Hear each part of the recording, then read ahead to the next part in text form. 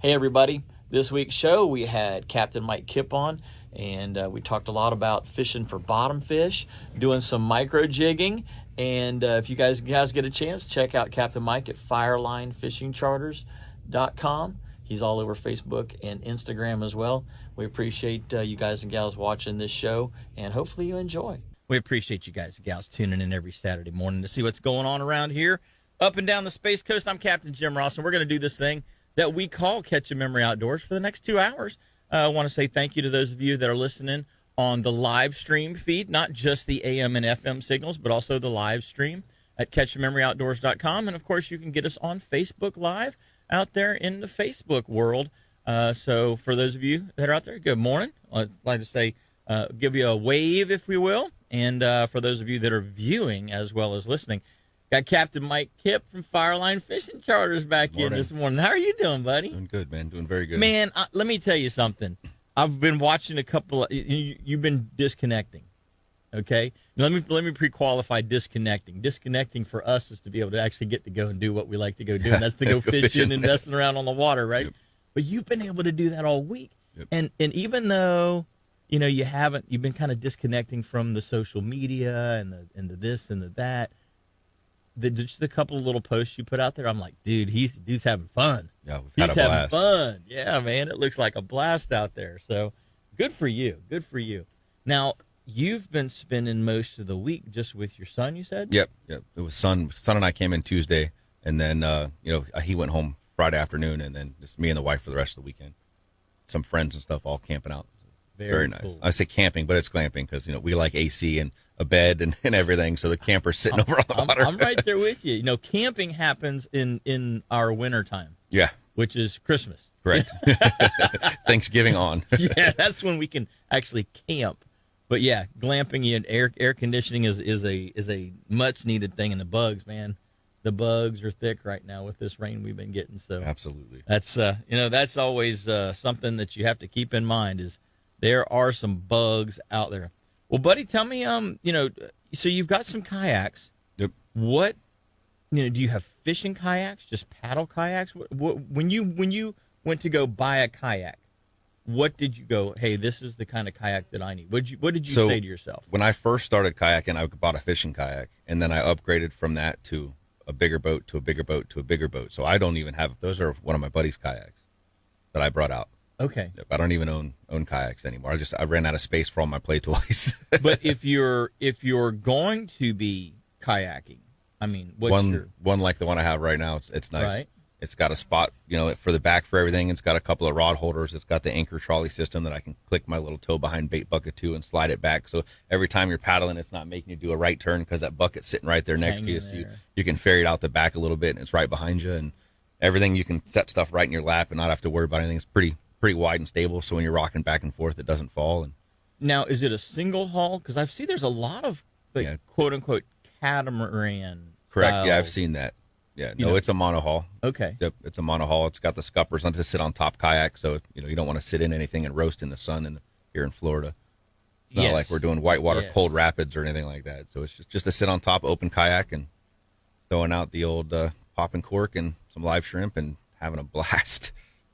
Shrimp, trout, and redfish. Part of the river that you're in the what we locals call Port St. John area. Correct. Is where you're camping, and that particular part of the estuary has really shown a lot of improvement the last 2 years.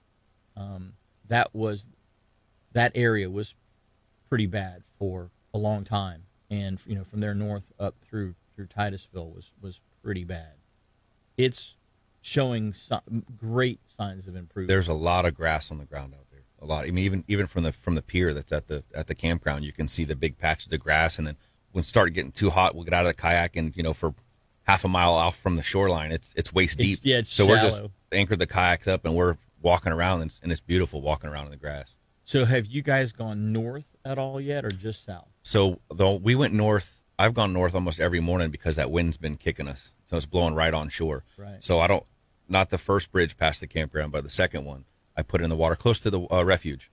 Okay. And it's got a nice wind shelter, another wind shadow, and been fishing out that way. So it's nice to be able to launch right here from camp, but I'll just throw the kayak in the bed of the truck, head north, roll You know, up a little bit. 15 minutes right by the bait shop and go. So I was going to say, if you go over, if you go over the bridge and then park there, I don't know if you can still park on the side of the causeway anymore. There's 2 spots because it's got all under construction, and then it's got all the Yeah. big reef pyramids and all that stuff that they're waiting to deploy out there.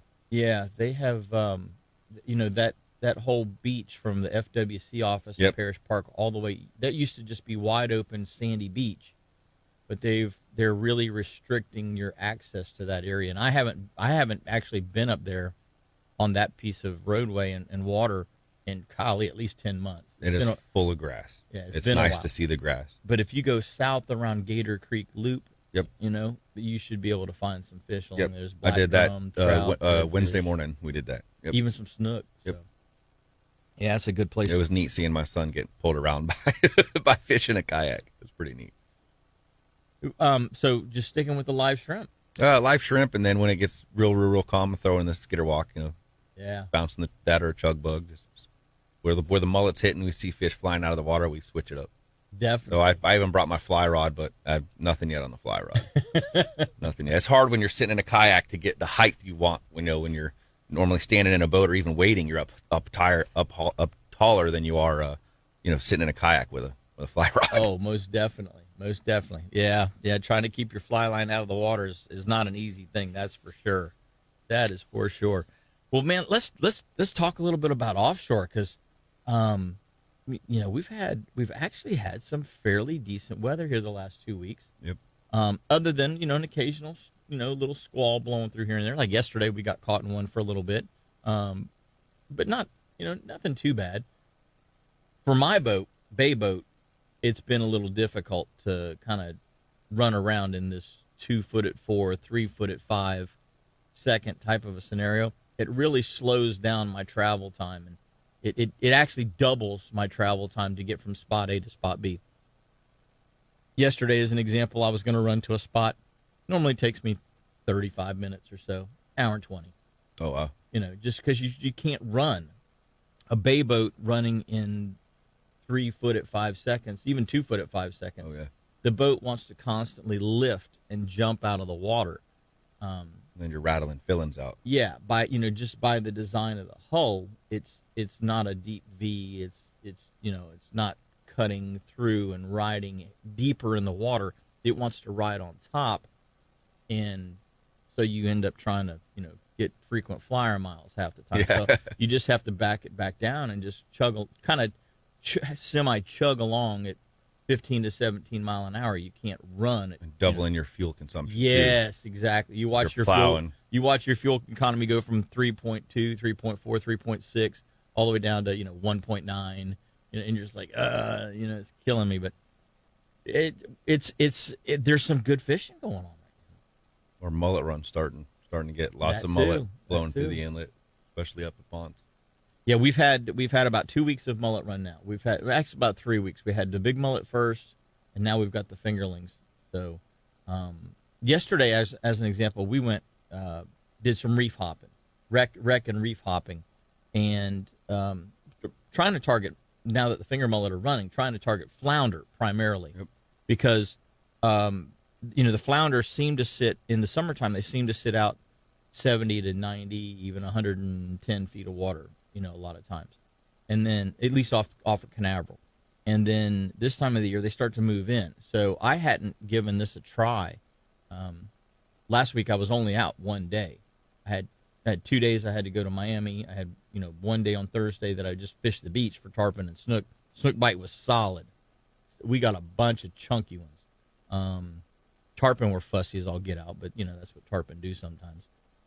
And then Friday, Saturday, Sunday, I was at the boat show. So, this week, getting back out, I was mainly just fishing close to the beach with the mullet run. But yesterday we decided, let's go see if we can get some of those, big flounder. And so we netted our finger mullet, and I grabbed a bunch of my jigs and different things that I like to use for flounder. And we went out and started fishing those 40 to 65 foot depth contours. And we didn't catch a lot of flounder. We got broke off most of the time just by red snapper. Because when you're not, so when I'm flounder fishing, I'm using lighter gear. I'm using a spinning rod. Yep. And 30-pound braid, 30 or 40-pound leader, a 3/4 ounce to ounce and a quarter jig, basically, or a vertical jig like a slow pitch, or some kind of a vertical jig, and that type of gear, the red snapper just tear you up. Absolutely. If it's a 5-pound snapper, 8-pound snapper, you can land him. But you want that lighter tip and that sensitivity Because of the way the flounder bite. because of the way the flounder bite is, especially like a bucktail jig with a finger mullet on it. You're dropping it down there. You need to be able to feel that little subtle bite, and the snapper just come up and go whack whack whack. Hit it 3 times, and then if they don't grab it on the 3rd time, they grab it on the 4th time. You lift into them, and you're like, oh, this isn't going to be good. And zzz, bink. Yep. It just run you right into the structure. So unfortunately, because the snapper are as plentiful as they are, it becomes very difficult to land the flounder around those structures. The snappers they're just more aggressive, they're faster to it, and because you're using lighter gear, you're basically outgunned. Okay. So you unfortunately burn through a lot of tackle. But we did catch some, we caught some 20+ inch flounder yesterday. So nice big flounder, 4 to 5 pound flounder. And so it's not, I don't know if it's an equal trade off when you look at the dollar amount of tackle loss. At least you get 4 fillets out of the decent ones. But at least on the flounder, when they're that big, you get both sides of that flounder, and so that's what I primarily did. And we're going to talk a little bit about some slow pitch stuff a little bit later in the show. But those reefs, I know when you've been going out here lately, I still see a lot of lanes, a lot of some vermilion triggerfish here and there. There's plenty of action fishing that you can bring home some groceries. Absolutely. Which makes it really nice. Absolutely. Well, guys and gals, we're going to take our first break of the day. When we come back, we got a whole lot more catching memories, so don't go away. Captain Mike Kipp and myself, Jim Ross, are going to be right back after these messages. Check out the guys up at Lamb Deck and get some EVA non-skid decking for your boat. Make it a whole lot safer, a whole lot quieter, a whole lot more comfortable, and it looks pretty cool too. So you guys and gals, give them a shout up there at 321-505-4888. And if you're looking for somebody to do some wiring or install some stereo equipment, GPS, transducers, chart plotters, all that kind of stuff, they also do that type of work. So they can basically anything that needs to be custom to your boat, they can do it. You want to add a running light, big off-road type light to the T-top or the front of your boat, you can also get them to do that. 321-505-4888. Tell Tom and Jaden you heard about it right here on Catch a Memory Outdoors. You guys and gals are going to enjoy that product. That Lamb Deck product is fantastic. Mike, we were talking a little bit about that near coastal fishing stuff, and you do a lot of bottom fishing on your charters. Take us through a typical day. We're launching at the boat ramp at Dunlawton, I'm assuming. At the boat at Boondocks in Port Orange right now. I keep it just for like May to October. Gotcha. November, and then I trailer back and forth. It's nice to not have to worry about the boat ramp champs on the weekends, especially in the summer. Yeah. A lot of people have boats that shouldn't have. and then so you're jumping in the boat there at Boondocks, and take us through a typical So like a half day trip, we get on the boat, load up, and we're cruising out the inlet, leave the dock at 6:30 and heading out, depending on the trip, for the most part 20-25 miles, and start throwing lines out.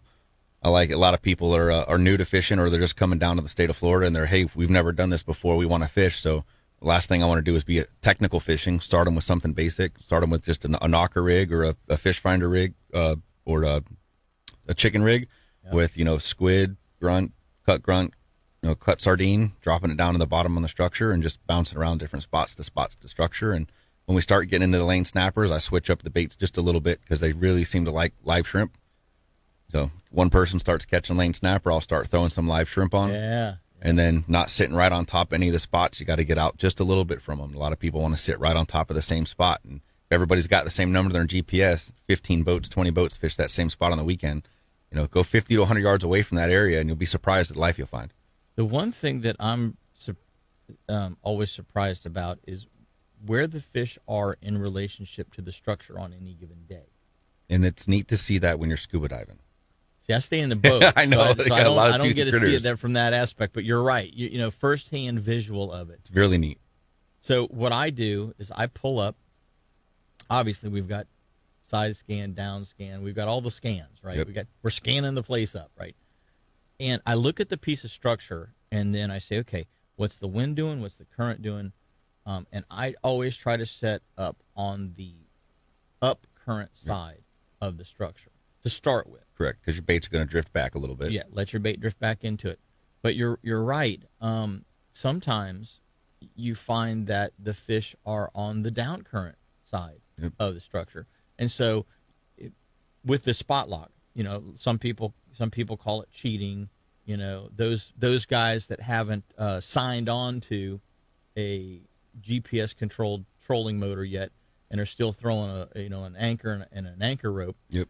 Those guys will call them fairy anchors, you know, because they're jealous that all we have to do is push a button, not haul in 300 feet Smarter, of rope. not harder. Yeah, smarter, not harder, you know.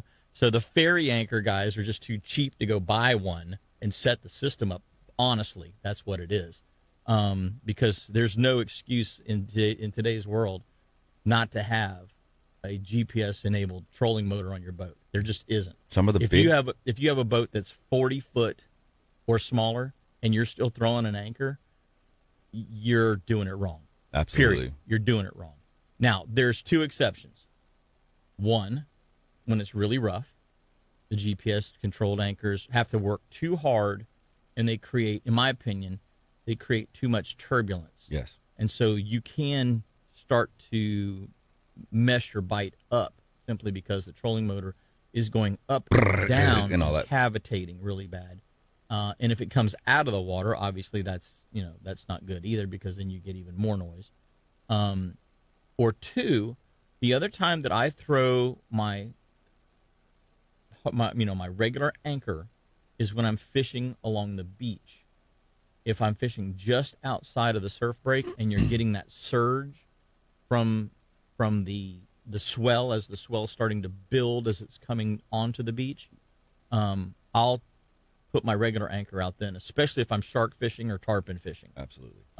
In those, it's not as critical to me because I'm casting away from the boat with like a pompano jig or something like that, or bluefish. If I'm fishing bluefish, I'm not as critical. But in the case of either sharks or tarpon in particular, I find that they don't like that trolling motor moving that much. More so the tarpon than the sharks, but the sharks, I've seen it affect the sharks too. So, so bottom line is, like I said, I see boats now in you look at some of the 42 foot, 41, 42 foot Invincibles, Freemans, these big cat boats. They're running two. They're running one on each part of the hull, so that they can hold in place, and they're extremely effective. But the main thing that allows you to do, it allows you to stay locked in exactly on the spot. If you're let's say you're in 100 feet of water and you've got out 400 feet of line, 450 feet of line to hold bottom, the swing that you have, if you're sitting over the structure and then the boat swings a little bit, with the current or the wind, you could be 50 feet off, get nothing off of the structure and be getting nothing. Exactly. And so if you don't swing back, now you've got to pick up and go re-anchor. Oh, absolutely. Which is just an absolute pain. It's cutting into clients' fishing time as well. Yeah. That's the biggest thing. You spend pulling up, just say mine's 25-pound anchor with 25 foot of chain, and we're in 100 foot of water, and I've got almost 250 feet of rope out, and now I got to get the anchor ball out, spin it around, pick it up, pull it off the surface just to reposition to fish that same spot. Yeah, to go fish 25 feet over. Because the wind shifted, absolutely. Because the bite was there, and then we swung, and now we're not catching anything. Yep. So you got to reposition the boat. It's nice to be able to go, jog, beep, beep, beep. yeah, jog, 10 feet jog. over, 15 over. Okay, we're back on them. Absolutely. And so that, to me, if if your guide or your captain, and you're in an open center console type boat in particular, or especially if your captain isn't running an electronic, trolling motor, an electric GPS controlled trolling motor, you might want to look around a little bit. You might want to look and see who is there some other captains around here whose boats do have that, because you're right. Wasting customer time is crucial. But it's amazing how you can jog the boat 10 or 15 feet and get right back in the bite. Or as I'm positioning around that structure, that's the other thing I like to do. I'll pull up, forward, left, right, back, drop, turn the spot lock off for a second, let myself drift back 2 boat lengths and spot lock again and start. So especially with the flounder. Because you got to be right on the edge of the structure. Yeah, you've got to be just around that edge, and you've got to have your bait exactly in the right spot. You can't be almost there. It has to be with a flounder. It has to be exactly there because they're not coming to get it. Nope. They're not going to go. You got to bounce it on his head. Exactly. They're not going to go swim 20 feet over there to go pick up something. It's got to be right within 4 or 5 feet of them, and that's where the GPS-enabled trolling motors really shine. Is the type of fishing that we were doing yesterday. Hey, you know what? Let's go to the phone lines. We got Captain Mike Mann on the line this morning. Good morning, buddy. Hey, good morning, guys. How are you? We're doing great. Morning. Got Captain Mike Kipp in the studio with me this morning. Morning, Mike. How are you, bud? Good morning, bud. Doing fantastic. I'll tell you what, I was listening to you guys talk about trolling motors.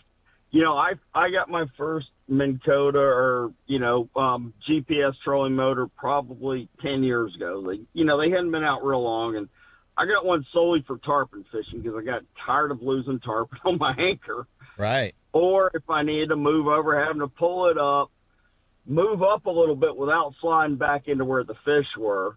And, I was like, well, I'll just keep it on for tarpon season. I'll pull it off, go back to the hand-controlled. Man, I've never gone back. Never gone back. No need. No need. Yeah, I could be out by myself. I can be standing on my poling platform with a fishing rod instead of my push pole, and I still do a lot of poling.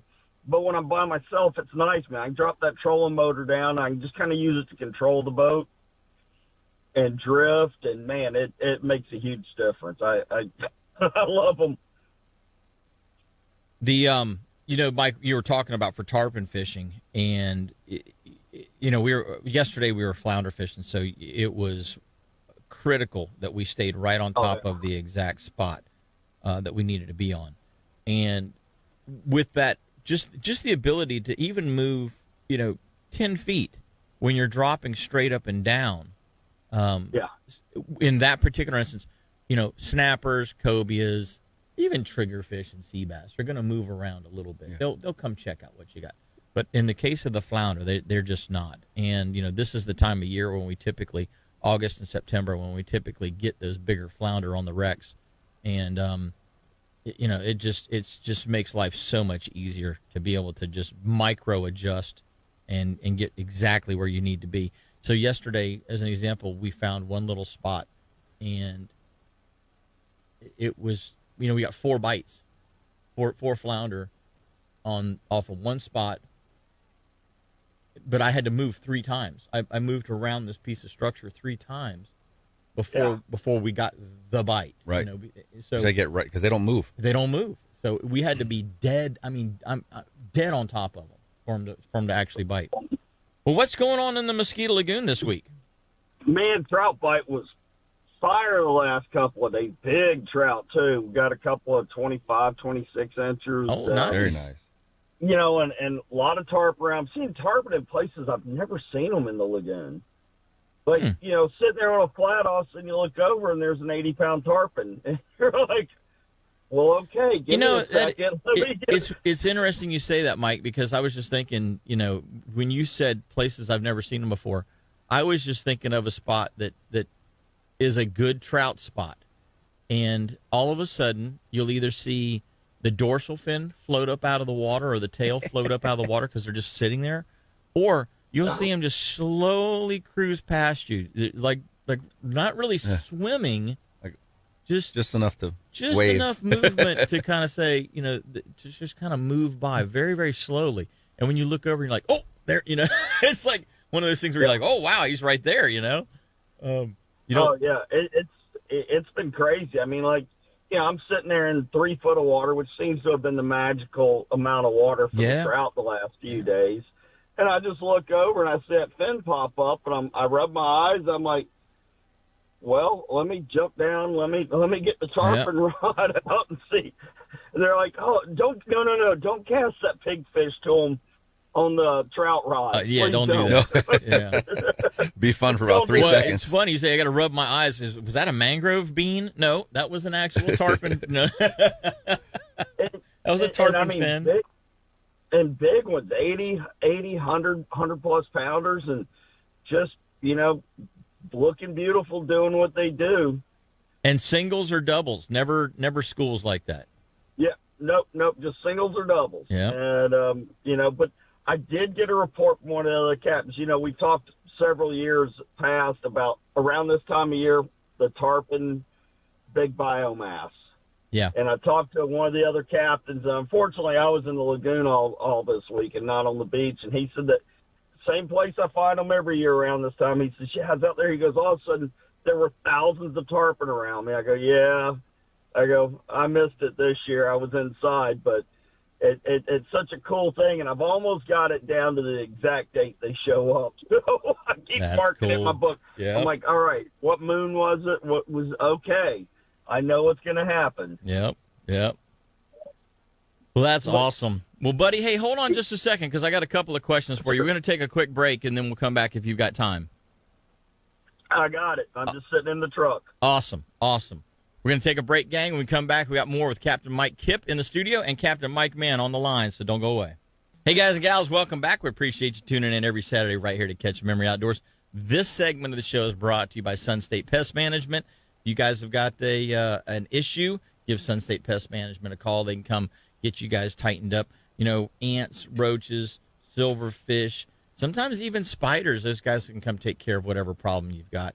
I just look at, as we get more and more rain, the amount of bugs that are trying to come in, but I'm finding dead ones now. So that's good. If you've got them running around live, Sun State's who you call and get them to come give you a little tune-up. But it's nice to open the garage up or whatever, and there's a dead one. Yes, that's the kind of bug I like. So give Sun State Pest Management a call. We appreciate them sponsoring this segment of the show. It's real easy to get a hold of them. They've got an 800 number even, 800-783-7378. That's 1-800-781-7378. Hey, we're going to go right back to the phone lines. Captain Mike Mann's on the line with us. Good morning, buddy. Good morning, sirs.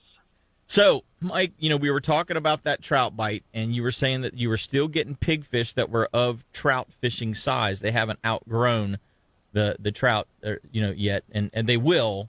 But how about the finger mullet? Have they switched over to the finger mullet yet? Now that we've got tons of them coming down the beach. Yeah, we're starting to, and we got a ton in the lagoon as well. Yeah, the trout are definitely starting to switch over. That I'm still getting, really big trout on the pigfish, just because I think that they like to eat pigfish eggs, and especially you get around the spawn, and those really big ones like to just annihilate them. Same thing with the croakers. That sound they make just calls them in. But, yes. I threw that little package you gave me. I threw some of that this week. The what are they called? The little subsurface baits. Just a suspending jerk bait or a hard bait? Yeah, the suspending jerk bait that you gave me the other day where I met you. Oh, the salty snacks. Salty snacks. I cannot remember them. I got to work those some this week, and man, they are awesome. They work pretty good, don't they? Especially when you got grass, floating grass on top. Well, and that was the whole scenario. I had not only floating grass, but I had a lot of strands of grass coming up. And so they would just kind of weave right through it, and man, the trout do like them. the trout like them. Well, I'm glad I'm glad that you're getting some use out of those things. Man, I appreciate it. I'm looking forward to getting getting out one evening on this next full moon and throwing one of the glow in the dark ones. Oh yeah. Yep. But you know what? Yesterday was kind of a cool day. Because this has been a busy, hot, crazy fishing summer. really not our typical summer fishery we've had anywhere. We've had, great fishing to what happened, where did they go, to, oh, good, we got northeast winds in July, kind of weird summer. Yes, yesterday I finished my 27th charter for the month of August. I got home, I go, well, and just like that wraps up the 2024 summer season. Now let's get ready for fall. The mullet run's going, tarping around. It's a good time. That's awesome, buddy. You were talking, Mike, about going back to that salty snack real quick, the glow. So when I throw that particular color, I like to throw it very early in the morning. Yes, sir. From first light to just barely after sunrise. I find that it does. It stands out, and you can just hit it with a little light, a little flashlight or something, and it glows pretty brightly. But the other time that I find that glow color works is if you get back into some of those little back bays that are real dirty and have some algae in them. Yep. That glow for some reason stands out in the fish. I don't know why the fish want to be back in that dirty, nasty water, but sometimes they get back in it. And when you find those conditions, that glow will actually work pretty well then too. Yep, I knew that's where you're going with that. I'm like, oh yeah, because we're starting to see, with the wind changing around, we've had some different winds. I'm starting to see some little bit of algae pushing into different, or even not even necessarily algae, just dirtier water. And you'll fish an area, it'll be gin clear one day. You show up, the wind switched around, you pull up there, and it's dirty. That doesn't mean the fish left. It just means the fish might be a little more less paranoid and a little easier to catch. Yep. Yes. Absolutely. Yep. Yeah. Versus that super clean water. Yeah, I found a couple of nice schools this week. It looks like, I'm thinking another year or two, man, we may be back where we were before we lost all our grass, because I'm finding some nice schools of red and some big red, some big, overslots, which is, that's a good sign to see those big schools back up in the lagoon, because they're making baby redfish. That's one of the things that this, in the fall time, September and October in particular, that we look for those schools of breeders to get together and spawn, because like you say, that's our next generation. And for the last 3 or 4 years, that has really not occurred in the at least not in the kind of numbers that we would like to see it occurring in.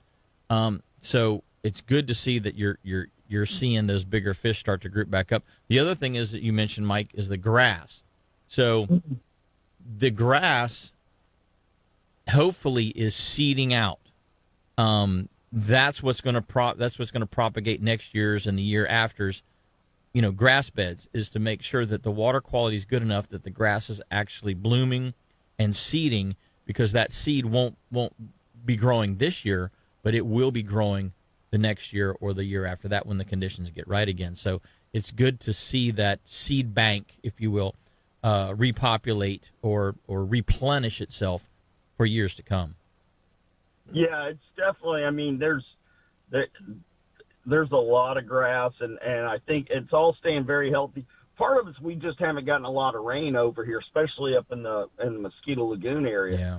So it's kept that water with the higher salinity. It hasn't diluted. It hasn't really caused any major algae blooms. And it's been able to stay clear where the grass is, just very healthy looking. And, man, it gives me a lot of hope. And, once it kind of dies down a little bit and you get in that, you get first couple of cold snaps, then, that's when it really gets on fire. You start getting the tailing reds. And I've been finding tailing reds, which I haven't seen hardly much of in the last, 5 or 7 years. Now I'm seeing them consistently.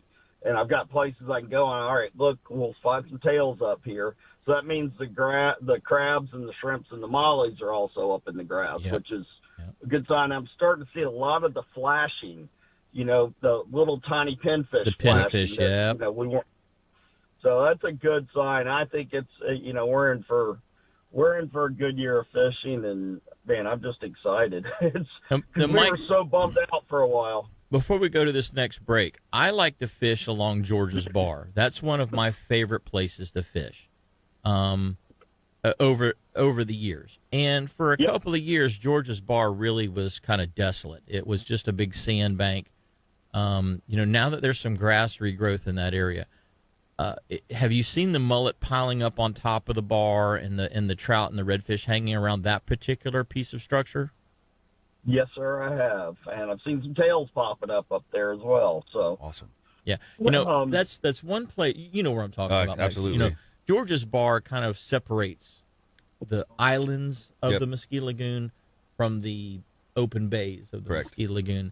And it's a transition area where some days you can go in there and it's only maybe little trout or, a redfish here and redfish there. But some days you go there and you'll just watch redfish just stream up and down that thing. Just like a buffet. Yeah. Up and down. And some days there's jacks and ladyfish working in there. You see black drum occasionally. And then once in a while, especially on the south side of the bar, you'll start to see, a school of larger redfish kind of milling up and down. So for me, when I go fishing in that part of the waterway, it's very easy for me to go there because there's multiple types of fish, multiple sizes of fish in one area, and depending on what my client's skill set is. If we need to catch trout and ladyfish, then we can catch trout and ladyfish. Right. If I got a guy that's can sight cast to a redfish, then you can do all of that sort of on that one little piece of structure, and that's one of the reasons that I really like that structure. And I'm glad to hear Mike Mann that the grass is growing back in that area. It's especially on the west end. It's absolutely beautiful. There's just huge amounts of mullet, finger mullet up there. And been some big ripping schools of jacks. I mean, 8-10 pound jacks pushing through there. And one of the things I found this morning, you're talking about the mullet run. I put in at River Breeze to pick up at Clancy's old fish camp, one of my clients. Right. And I put in about, 5:30, and I'm just idling down. And it sounded like somebody was dropping boulders in the water all around me. It was just, I just sat there for a second, listened, and watched all the explosions between jacks, ladyfish, snook, tarpon, and probably some redfish mixed in there. It was just a feeding frenzy going off, and it was just very cool to just sit there in it. And I did throw a top water a few times. Yeah, I was going to say, I know you picked a rod up. Yeah, I made a few casts, got some jacks, got a ladyfish. Now, hoping to get one of those big snook before the season opens and just have a little fun with it. But it's neat seeing that the amount of bait is just at a level I haven't seen in years. That's a great thing. Well, buddy, we are up against our next break. How does somebody get a hold of you? I was going to say, do you have any days open? I know you get pretty booked up this time of the year. I do. I'll be in Key West all this week starting Tuesday. But after that, I've got some scattered days throughout the month. If you want to get out, this is prime tarpon season coming up. Definitely. Prime trout season. I mean, it's just a fun time to get out and fish. Give me a call at area code 386-295-5991. You can go right to my website, fatfishguide.com. Follow me on Instagram, CAPT, Mike Mann with 2 N's. And Facebook, it's Fat Fish Guide, Service Guides. Get out there and catch a memory. Have a great, safe Labor Day weekend. You too, buddy. Take care, and thanks for the report this morning. Thanks, guys. All righty. Bye-bye now. Hey, gang, Captain Mike Kipp and myself, Jim Ross, are going to return here shortly with some more Catching Memories, so don't go away. And, last week's sidewalk sale where they got rid of all of their blims, scratch and dents, overstocks at 60% off. Wow, what a heck of a sale that was. Also want to say that, if you guys and gals haven't checked out their little bait tanks, their little bait coolers are so effective. Like what you're doing right now. I was just fixing to say that would have been perfect for what we're doing. With the shrimp, I use it. I actually use it more than I use my bait well in my boat anymore, because I can put just a little bit of water in it.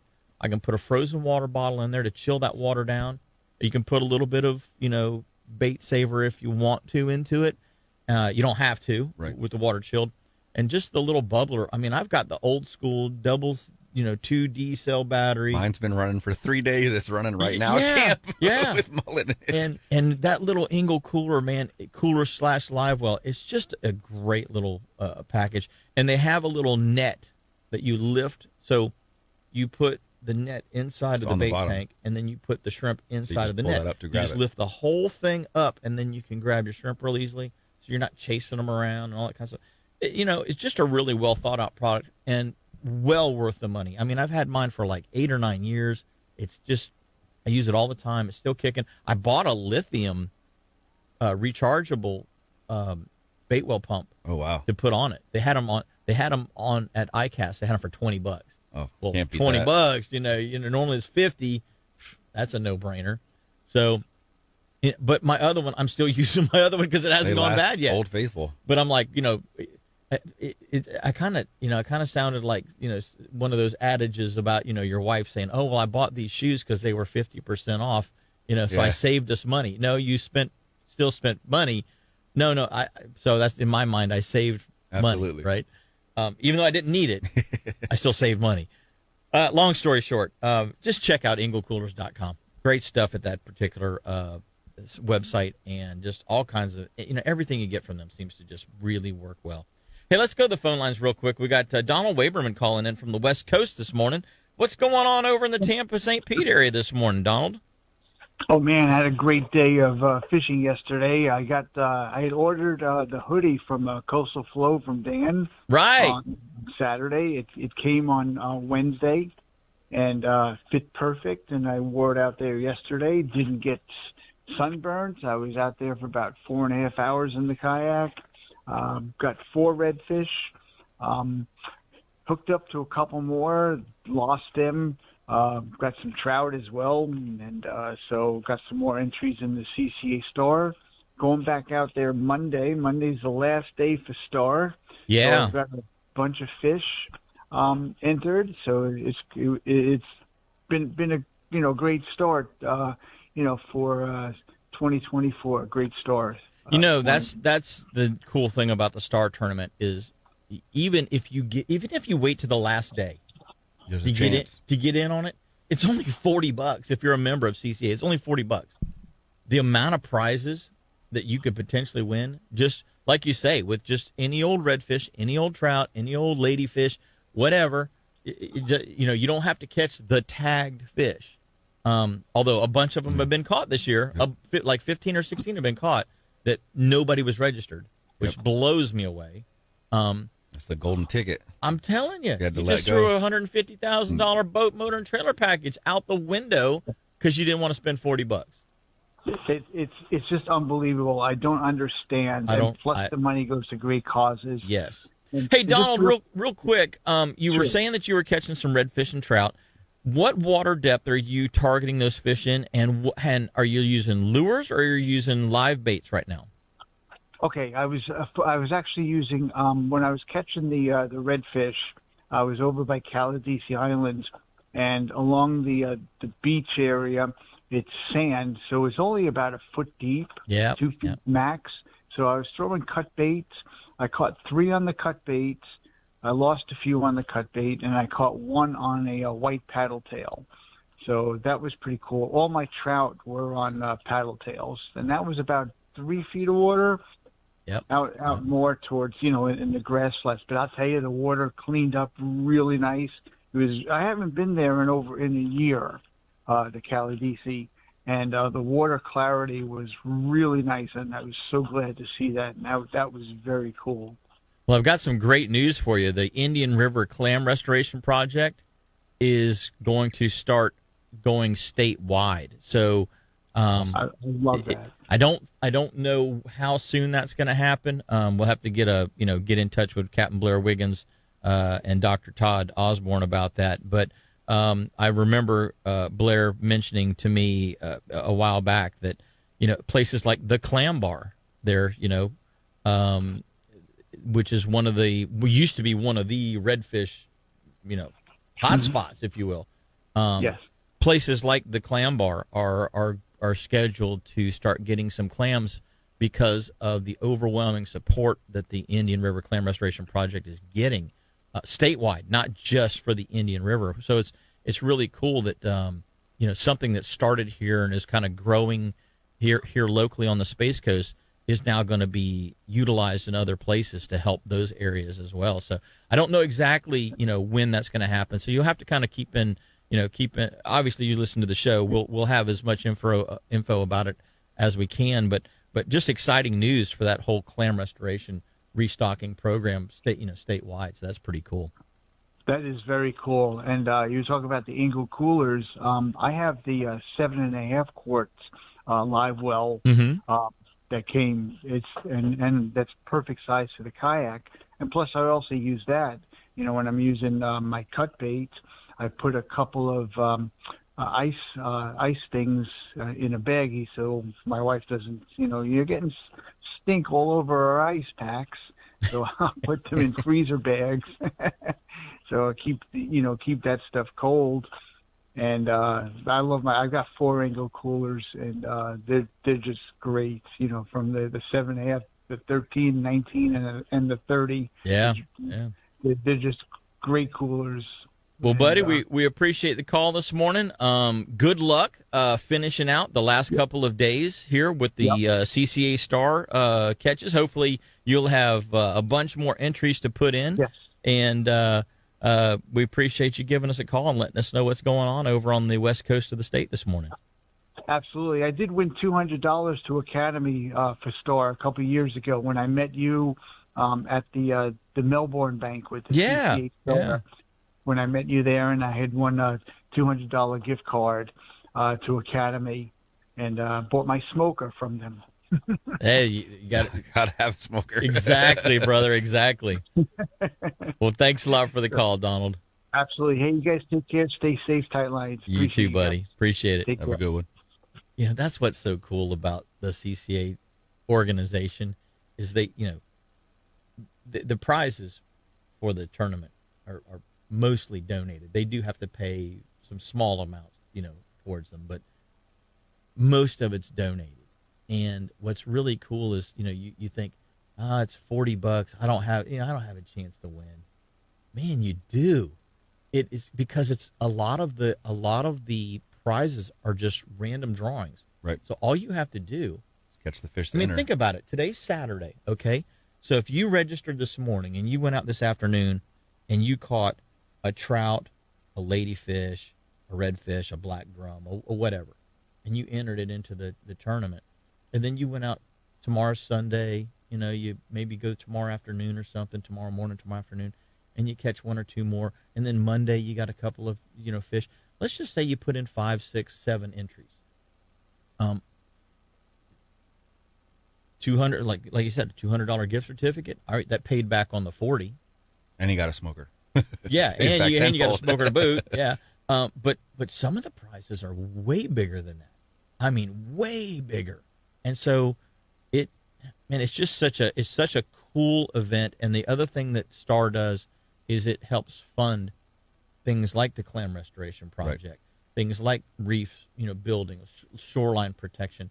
There's so many things that money goes to that's beneficial to the state. I don't understand how there's a single recreational angler in the state of Florida that isn't a member of CCA, because they're just doing so much good all across the board. Across the board, they're doing good. So, well, you know what, guys and gals, we're going to take our last break of the of the first hour of the show, and Captain Mike Kipp and myself are going to be back. We're going to be talking a little bit about some jigs and a couple of other things when we get back. So don't go away. We're going to be right back after these messages.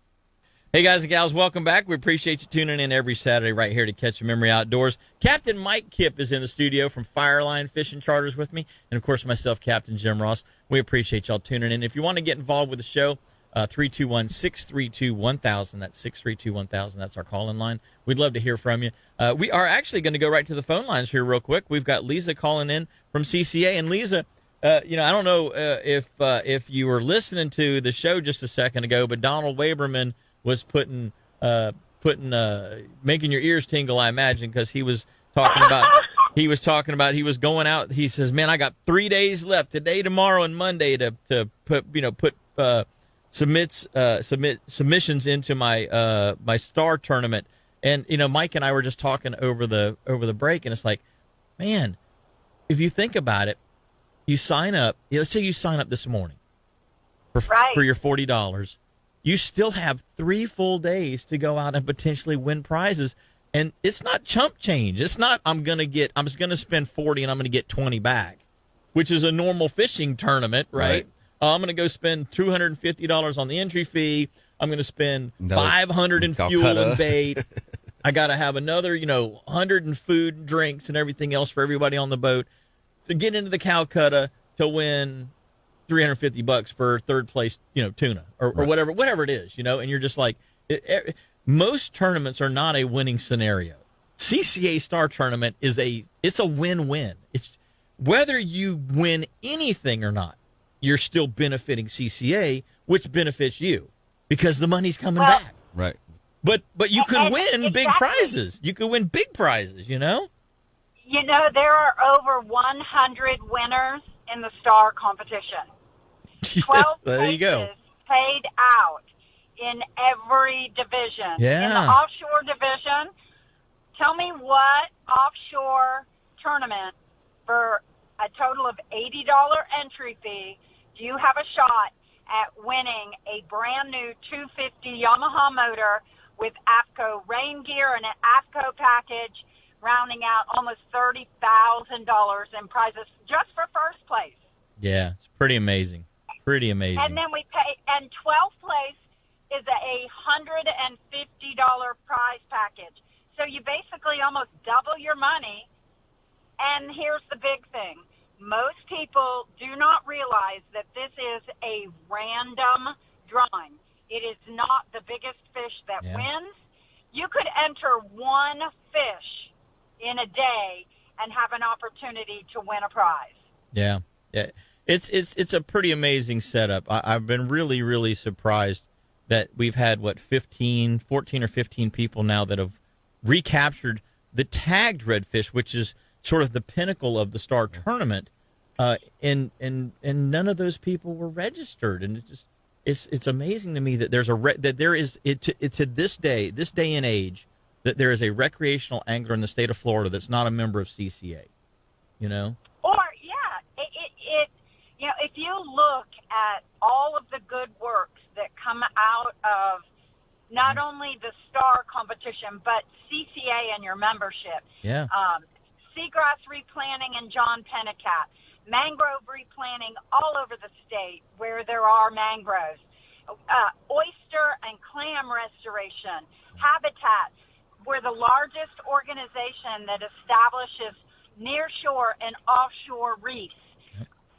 Restocking efforts. We have restocked in the last 3 years over 300,000 redfish in the state of Florida. Yep.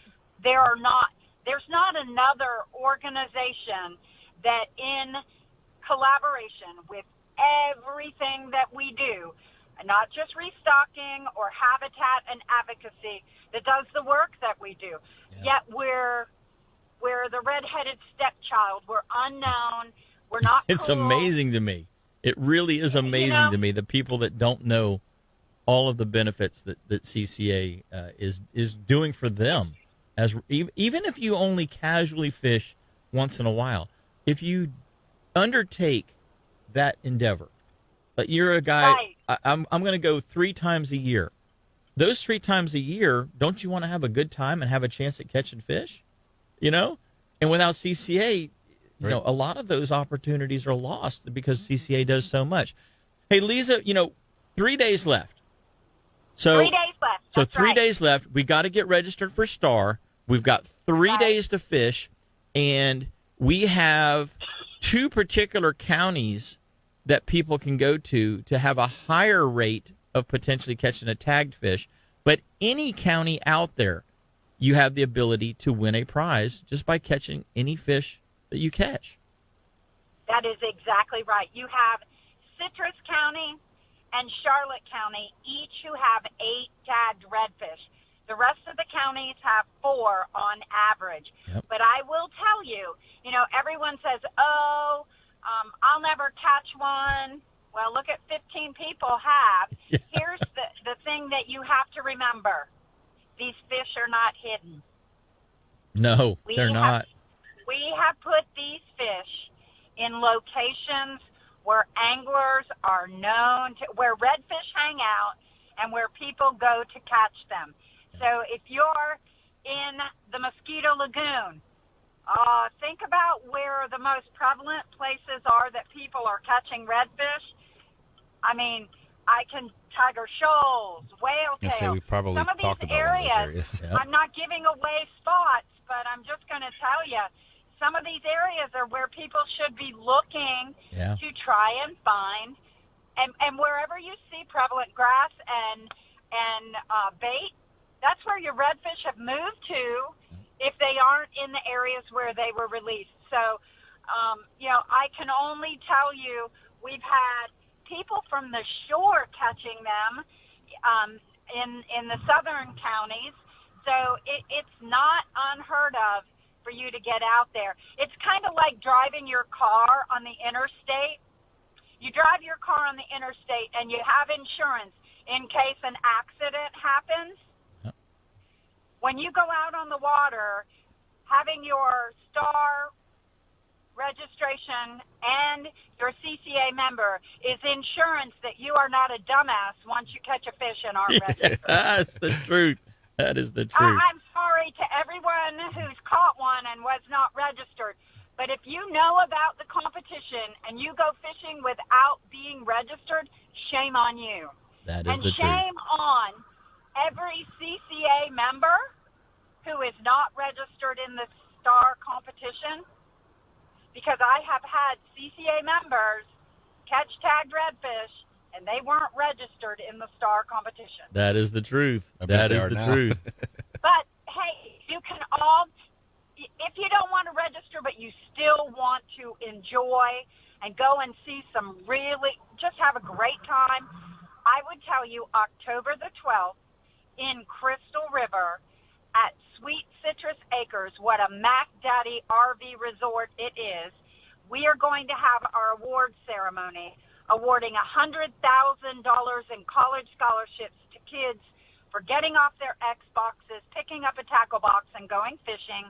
We're going to round out $1 million. $1 million in college scholarships. Name one organization that you know of that awards college scholarships to kids for going fishing We're going over the fishing. Yeah.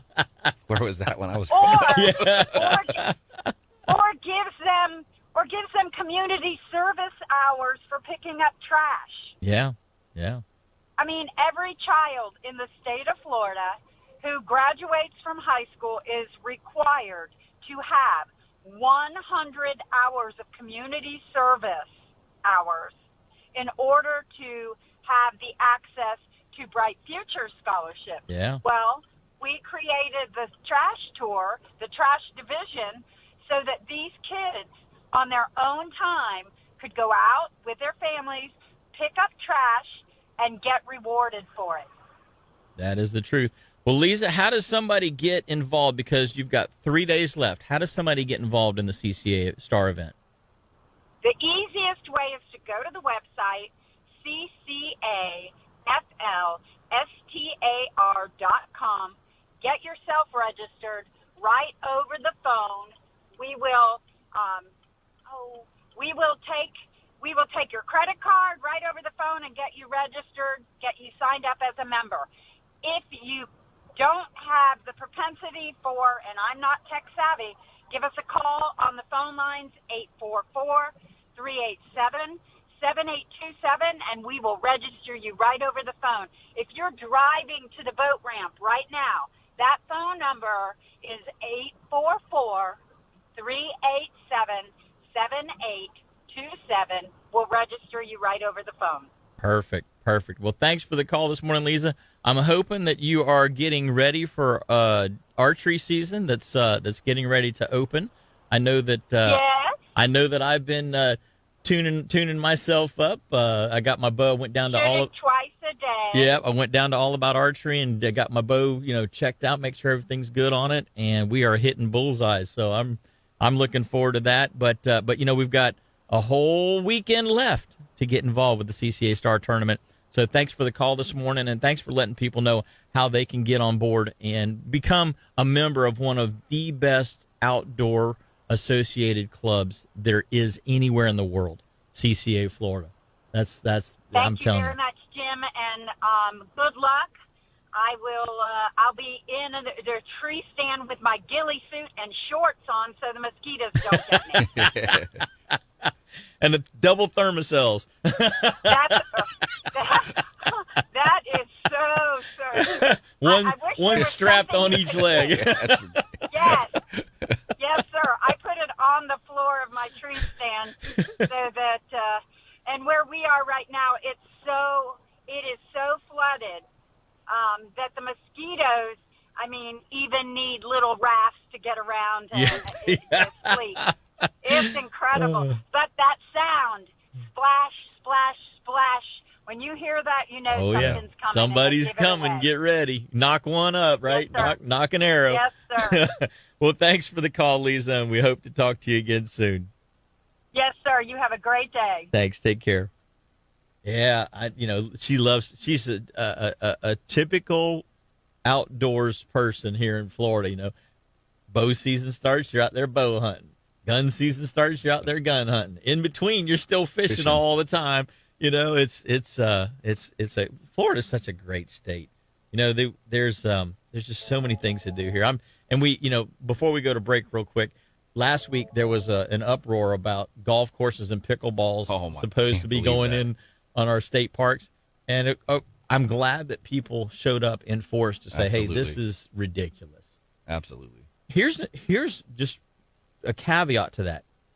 My wife told me that, because she's an appraiser, she told me that just in Brevard County, there are like 2 golf courses that have already been turned into more housing. Oh, because they were underutilized. People weren't going golfing.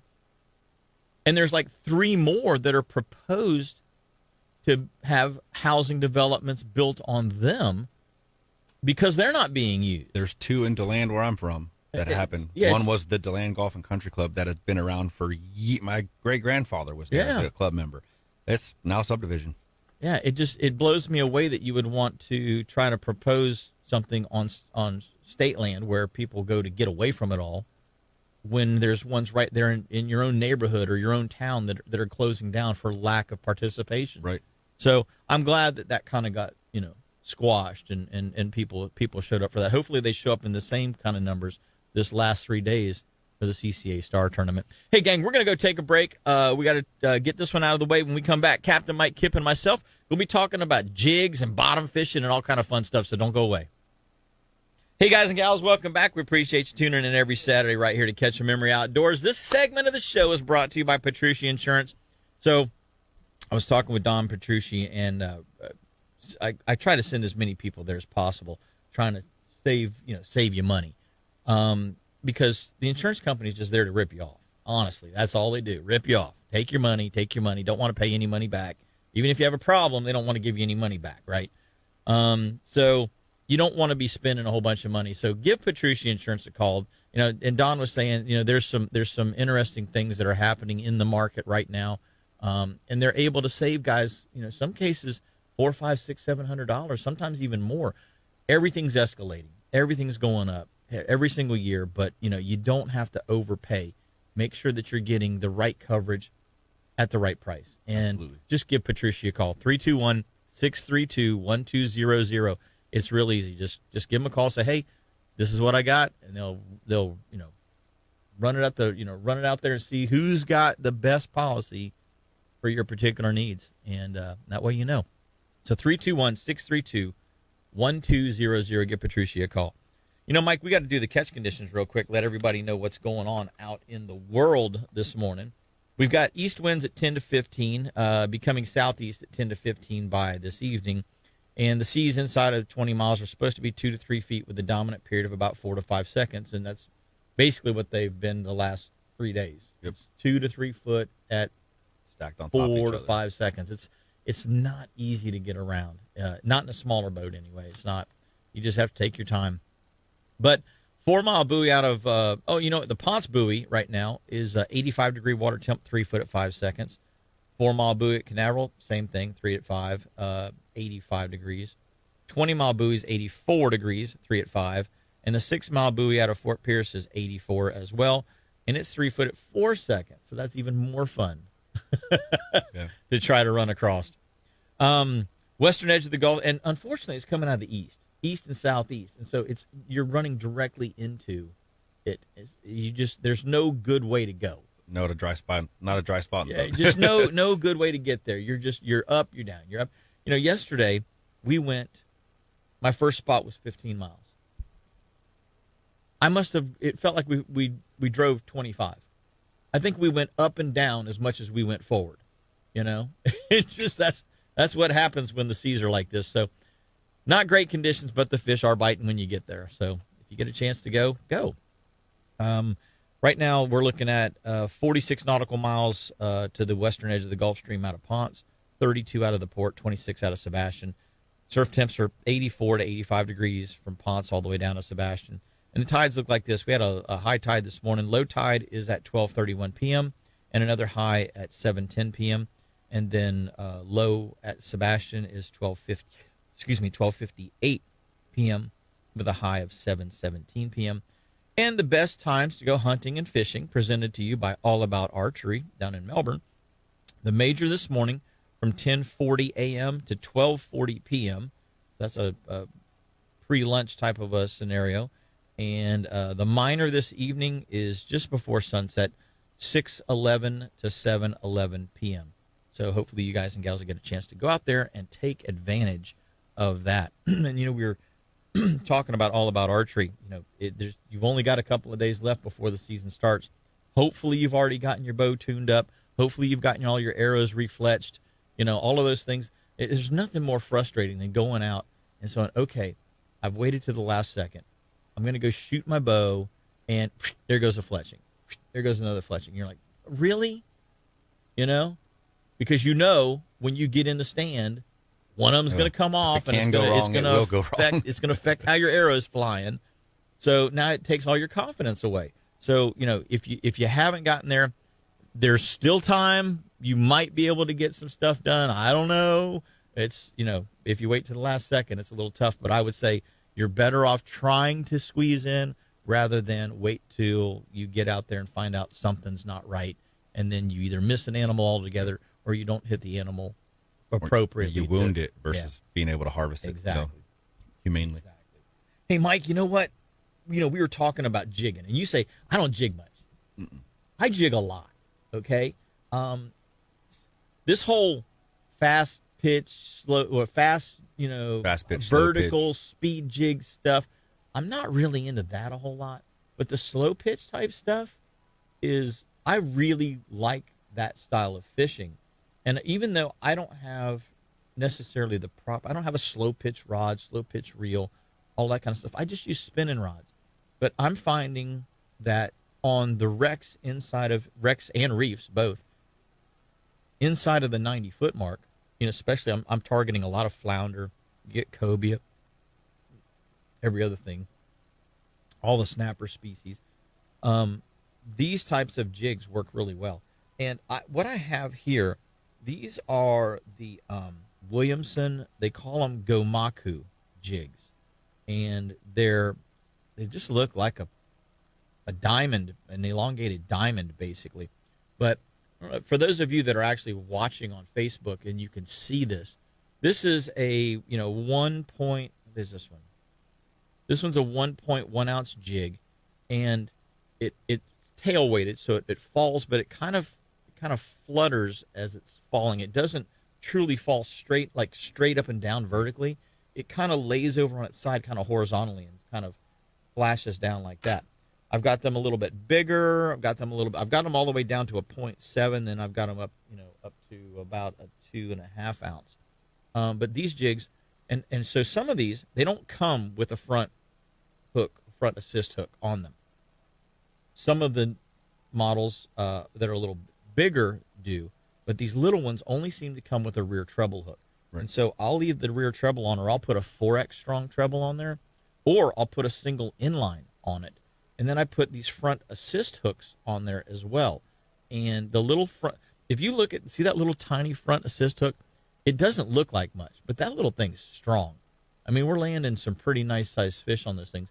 And what happens with these jigs is you end up getting both hooks. Right. You get the rear hook and the front hook in the actual fish. So you've got double the hooking power on them. And then some of them, like this little one here, I put a little tiny stretch of little 4 or 5 inch piece of titanium wire in front of it and crimp that in place to a swivel. And that, a lot of the times the bluefish and the Spanish mackerel and the king mackerel in particular will take these jigs from you. And so that keeps them from doing that, which really seems to work well. Just that little tiny piece of wire. And the snapper and flounder and other things don't really seem to mind it too much. Just this vertical jigging is really I'm really becoming much more of a fan of it. And then they've got these other ones that are, so that one's called a Gomoku, Gomoku. It's everything's in Japanese anymore. The other one that they have is called a Gomame. It's Gomame. And this one is, if you look at, see how the difference, see how that one's a flat shape, but a diamond. Like a spoon. This one has got a double bend in it. This one flutters even more. And I wish they made these in one size smaller. If they made these one size smaller, I think it would be almost look like a small, perfect. Big glass minnow. If it was a little smaller, does, yeah. It looks like a silver side or a glass minnow. Right now, it kind of looks like these are the size of like maybe a small sardine. Yep. Like a Spanish sardine. But these types of jigs really, really work well. Do me a favor and just go take those two and just kind of stick them right in front of the camera for those people that are watching on the Facebook feed. You can kind of see the one in Mike's left hand that is blue and silver. It's kind of tough to tell because of the lighting, but that one that he's moving there, I put the little assist jig on the front of it, or little assist hook on the front of it, and yeah, try that other camera and see if the other camera shows up a little better. Maybe not. Anyway, that one falls a little faster, and then the other one is a Gomame, and that one is a little flat bladed, but it's bent. It's kind of got an S shape to it. And these types of jigs, I've just really, really started using a lot of these when I go out there. The bottom line is this. When you drop a bait down and you're on the bottom and all of a sudden your bait gets stolen, you're like, dadgummit, now I got to reel all the way back up. With these, you don't have to worry about that. You just keep jigging. You miss the fish. Oh, you missed it. Keep jigging it. Keep jigging it. Keep jigging it. A lot of times they'll come back. Or like in a school of snapper, the mangroves and stuff will kind of get around it, and one will take a swipe at it and he'll miss it. Well, then the other ones are like, they get kind of fired up, right? And so the other one will try and attack it. Anyway, it's there, this new micro jigging phenomenon and slow pitch jigging phenomenon. I'm really kind of turning on to this because it's just a great way to catch fish. And then here's the other thing: whenever you're out there and you see some Spanish or some bonitas or some blackfin tunas running around, they eat the crud out of these things. Absolutely. And so these are castable and retrievable or trollable. You can actually troll these along and catch fish with them too. So they're double duty. They're not just a one trick pony. Right. They're a very, very versatile type of a little jig. So if you guys and gals haven't checked them out, check them out and give them a shot. These are, like I said, these are in the Williamson lineup. There's a bunch of other ones out there that are you can find, but in the Williamson line, that's the ones that I've been using. I've been doing really well. Like I say, everything on the wreck and reef, sea bass, lanes, triggers, mangroves are a little more wary, but the ones you catch are typically pretty decent size. Spanish, you get blue runners on them, you get flounder on them, just pretty much anything that eats bait fish. Pretty much any anything predatory that fish eats a small bait fish will strike these things. And there's enough weight to them. Like if you get hung up once in a while on the structure, you can kind of jig it a little bit, and the weight of the jig will kind of knock the hook back out, and you can get it back. So just a good all around product. It's an old concept. Spoons have been around forever, but it's a new way to fish with technique, right? And my customers are really enjoying it because of the variety and the diversity of fish that they do catch. So hopefully you guys and gals will get out there and give those a try. Want to let you know that little tech tips that we do like this. Daniel Hart kind of is the sponsor. Realtor Daniel Hart is kind of the sponsor for our tech tip segment. So we want to thank Daniel for providing those little segments for you guys and gals. So we're going to take our next break. When we come back, a whole lot more catching memories, so don't go away. Hey, guys and gals, we appreciate you tuning in every Saturday right here to Catch a Memory Outdoors. This is the Starbright Cleaning Solutions segment of the show. Want to let you guys and gals know, one of the best ways to see whether or not your boat is truly dirty is to just simply get some Starbright non-skid deck cleaner. Yep. You can, so, we put the non-skid deck cleaner down. It cleans up everything. If you got a little spot here, spot there, there's a couple of other little Starbright products. Specifically get those, rust, a little grease, a little whatever. You get it all clean. You put the non-skid deck wax down on top of it. And then you go about, using just a typical boat wash or boat wash and wax. The Starbright Sea Safe product is a great one for that. Or their orange. I like the orange one and the pine. I like the pine one too. I kind of like the orange one a little better. I like the smell better. Yep. And just me, no person. It's just my personal preference.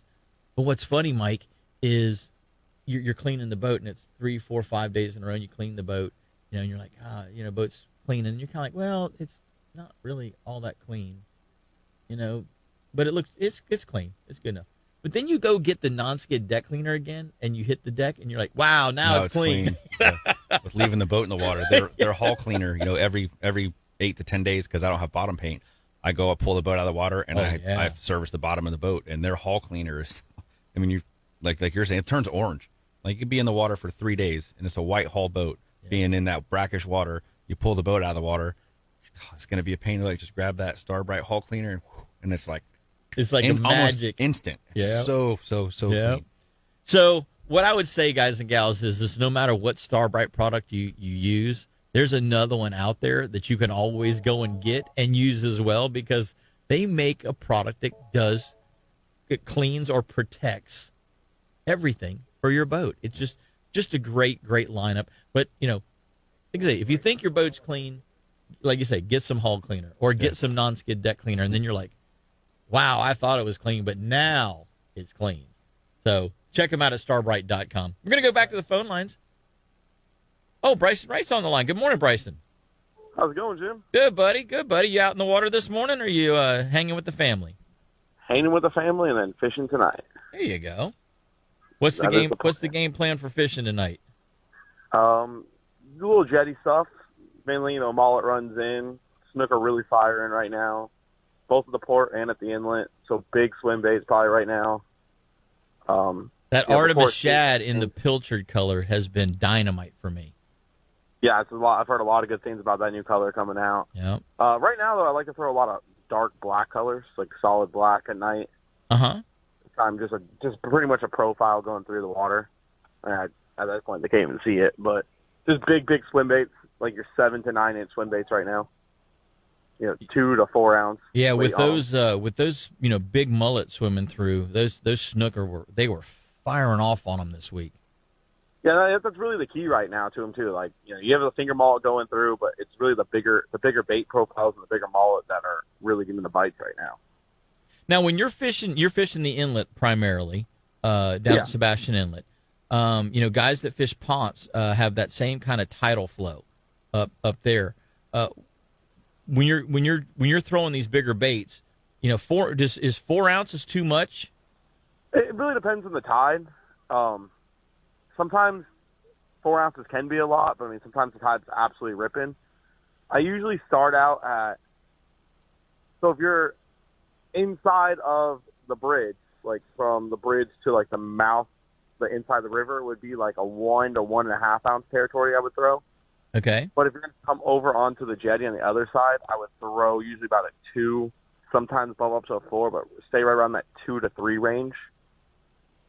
The further out you go towards the tip, the heavier usually you have to go to. You just want to stay on that bottom. You don't want to get in the rock, but you want to feel the rock tick. Like you want to feel the bait hit the rock and deflect off it. Yeah, yeah, and that's a hard thing to do because if you haven't lost about 150 jigs, you really you really don't know what you're doing just yet.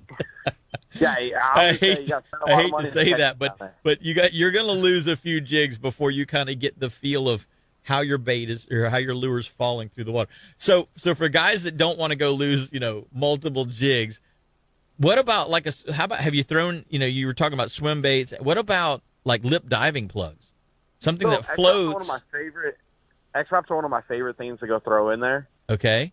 Usually use a bigger X-Wrap in like the olive green, like kind of like a pilchard color. Yeah. And those are pretty foolproof. Like you're not going to lose one at all, so you don't got to worry about going down there. The only time you get snags on a deadline, and they work great. It's one of my favorite things to throw down there. Throw them on 30-pound braid with a 50 to 60-pound leader on there.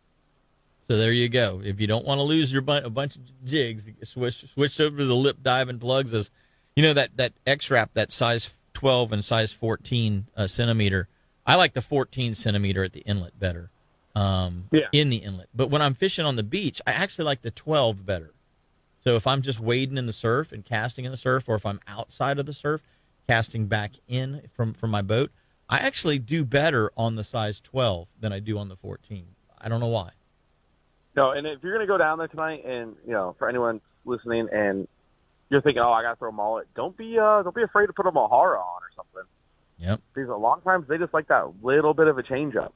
Yep. Well, that's the truth. Well, buddy, thanks for those tips. I appreciate it. Yes, sir. All right, man. Appreciate the call this morning, and we'll talk to you soon. Yes, sir. All right, take care. Yeah, great tips. So Bryson fishes Sebastian a lot. He's put his time in. He's definitely boots on the ground, and so that's some solid information for guys and gals that are going to go down there and do some of that kind of fishing. We got a couple of kids fishing clinics coming up, Mike. We got the Canaveral Sport Fishing Association Kids Fishing Clinic. That's going to happen October the 19th. You can go to FSFA's website, Florida Sport Fishing Association website, and get more information there. And then we've also got the P&K Altman's Foundation Take a Kid Fishing event. This is for kids 8 to 12. This is on October the 12th. So only a couple of weeks away. This is at Fox Lake Park, and this is a benefit for kids through the Altman SAC Foundation, which is really cool. Every kid gets a free rod and reel. Here's what's neat about the Fox Lake Park event. There's only 40 kids that can sign up for this event. So, get the kids signed up early. But the Fox Lake itself has some tagged fish in it. And if you catch one of those tagged fish, it's FWC tagged some fish. Now, this isn't the CCA Star Tournament. Right. This is a totally different thing. CCA, FWC, Florida Wildlife Conservation Commission, did. They've tagged some fish and put in there. And if you catch one of those tagged fish, you can win up to like $200. So your kid can win a pile of money. This one's real easy to get signed up for. You go to, where's it at?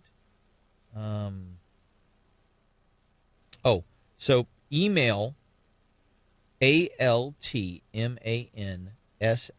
So Altman SAC, Altman SAC at CFL.RR.com. So Altman SAC at CFL.RR.com. I'm going to try and swing by there after the fact, but they're going to have best fishing practices, how to catch and release, that kind of thing, young. And knots at about 8 o'clock in the morning, and then fishing starts about 9, and then lunch is from 11 to noon. And my buddy Daryl, I think, is going to be smoking brisket, pork butt, I don't know, maybe ribs. I don't know what they're smoking.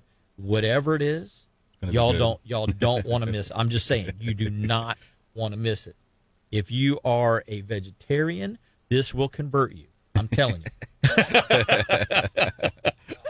This will convert you. That guy can cook. So not only is it a great event for the kids, but, great event for the parents too. Absolutely. Hey, we're going to take our last break of the day. Appreciate you guys and gals staying tuned.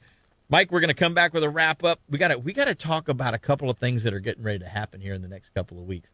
So I'm excited about this fishing that's coming up, and I know you are too. We're going to be right back with our last segment, so don't go away. Hey, guys and gals, welcome back. We appreciate you tuning in every Saturday right here to Catch a Memory Outdoors. This segment of the show is brought to you by Strike Zone down in Melbourne, and if you're looking for any of those jigs we were talking about earlier, that's a great place to go down to Strike Zone. Check them out down there. They've got a huge selection of bottom fishing gear, and you can find some of these little slow pitch jigs and little micro jigs. But, you guys, we were talking about the fishing tournament for the kids, little events that are coming up. People trying to get kids out and do good things to help kids get the right start and headed in the right direction. You guys last week, Mike, had a big event up in the Daytona area, it sounded like. Yep. Corey and Melissa from On the Hook put it together with doing the logistics of lining up 11 boats. We ended up taking 50 kids for the NFL No Longer Fatherless. So it's kids that are growing up without fathers or having that adult figure in their life. Right. And, 11 boats we got to take out with charter captains. It was a mentor with 2 kids. So these mentors have had the 2 that were on my boat have been together. One was almost 3 years and the other one was for a year and a half. So these people are taking time out of their weekends away from their families and taking kids out to do outdoor sporting events and stuff. So we were able to take, over 50 kids fishing, inshore fishing with 11 other charter captains, and we all donated our time and stuff to take kids out and just to see the smiles on their faces. I mean, that's what says it all. Yeah. Exactly. That's the smile is the reward. Absolutely. It's amazing to see a kid light up whenever they catch a fish. And, it's funny. Some of them don't want to touch the fish, nope, but they're happy that they caught the fish. Or they're anxious to grab the fish. And you're like, wait, they call a snapper for a reason. Yeah, Look, let me show you these teeth, and then they see the teeth, and then they're not so hesitant to reach out and grab it. It's kind of funny you mentioned that. I had my wife out the other day for a couple of hours, and after I had my regular charter, and she caught a nice mangrove off the jetty, and she went to unhook it, and it got her. She's like, "Oh, you son of a gun!" Yeah, those people don't realize how fast that they fire, man. There's that mouth of theirs is, yep. And and speaking about that, the way that the snapper bite, finger mullet, because they're so readily available right now, we're taking them out and we're dropping them down on these on jigs, bucktails and things like that. The snapper, remember this, guys and gals, I tell people when you're bottom fishing, if you're in 30 feet or more of water, okay, don't set the hook. No. Just reel. Yep. Just lift and reel. But here's the thing. The snapper will bite, especially a mangrove or especially any mangrove, yep, and small red snapper, less than 5 pounds, 5, 6 pounds and down. Those fish will snap a bait to kill it. Yep. They'll bite it 3 or 4 times. But they won't actually have it in their mouth. They'll just come up and go, whack. And flounder the same way. Just hit it real fast, just wow. Kind of like a snake striking, just whack. And to kill it, once it's dead, that's when they actually pick it up and eat it. So don't be so anxious to try and set the hook or reel. Just you'll feel pap or pap pap, and then wait until you feel the weight of the fish on there. Not just the strike. Not just the strike. And that's what's interesting about using these little smaller jigs, these little micro jigs. You're twitching and snapping it upward with a rod tip. You're lifting and letting it flutter and lifting and letting it flutter. When they hit that, most of the time they grab the hook. Is it normally on the up or the it's flutter? Normally on the drop. On the drop? Yeah, it's normally on the drop that they hit. But sometimes you'll go to lift and he's already got it. Right. So you feel the weight, and so you immediately you're lifting into him. But with live bait, you just have to wait a couple of minutes, not minutes, a couple of seconds, because they're going to come up and they're going to hit it 2 or 3 times. Now, what about I don't catch a lot of vermilions, okay? So what about you catch a lot of vermilions, you catch a lot of lane snapper on your charters. Same kind of scenario. You got to kind of wait on the fish, or do they eat it a little more like a trout would kind of grab it and pull it in? So bigger lane snapper. Well, we've been catching some 16, 17-inch lane snapper, which are big for lane snapper. Yeah. The big ones will just hit it and just go. I mean, it's like a freight train when they hit it. The smaller ones will kind of want to kind of peck at it. And then vermilion snapper, I mean, you got to have, if you have too big of a piece of bait, they can't even swallow it. So a lot of people, you got to really get your bait and your hook size dialed in, depending on what big or how big. So on the vermilions, you're typically 90-ish and out. Yeah, deeper water. You'll get smaller ones inside, but it's just, throwbacks, absolutely. So when you're trying to dial in for the red eyes, what you guys call them are red eyes, or some guys call them beeliners. Beeliners, vermilions, red eyes. But the vermilions snapper, what size? I mean, are you using a chicken rig? You like a single rig with a knocker? What's your setup for them? I'm usually using a chicken rig for when you're targeting, just going after vermilion snapper. And then what size hook? I'm usually using a very small, like a 1-aught, even a 2-aught circle hook for vermilion snapper. But it's got to be that tough, the I can't remember the name of the brand of the hook, but you don't want one that's going to snap in case something bigger grabs it. So you want that a strong nice, wire hook. Yep, absolutely. What about, so that's, to me, not having done a lot of vermilion fishing, that to me seems like the kind of a chicken rig I would use for triggerfish. That's why. Absolutely. Is it basically the same rig? Thing. Same thing. Yep. Okay, gotcha. Yep. Same thing with triggerfish. Small, strong hooks. Yep. Do you ever, with a chicken rig, do you ever use like a jig as the bottom of the weight and then your dropper hook above it? No. For in case there's bigger fish around? I've never done it just because there's usually so much current out there. Okay. When you get to the 90-foot or deeper. I mean, every once in a while we're using very lightweight, but usually we're 4, 6, 8, sometimes 10, 12, bank sinkers for those chicken rigs to get them to hold the bottom. Gotcha. I know that, in some of the places that I fish that are in like 70 to 80 feet, Pelican Flats, 8A, the lumps, those areas, sometimes there's not much current. Right. And so I use these 3-ounce like arrowhead bucktails. Yep. And I'll put a strip of fish bites, or I'll put a pogie, a sardine, or whatever, and that'll be my bottom weight / bait. And then I'll put a little one up above it. And sometimes you'll actually get like your little hook will catch like the mangrove snapper, right, or the lane or the whatever. And as you're reeling it up, something else will hit the cobia that was hanging around down there. Absolutely. Runs up and he hits the jig. So you kind of 2-for-1 it, Absolutely.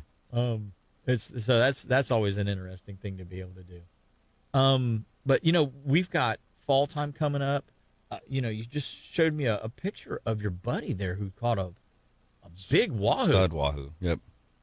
Charter backed out on him and he went fishing anyway. He went fishing with a buddy, and the charter lost out on a trophy of a wahoo. My goodness, that was a big wahoo.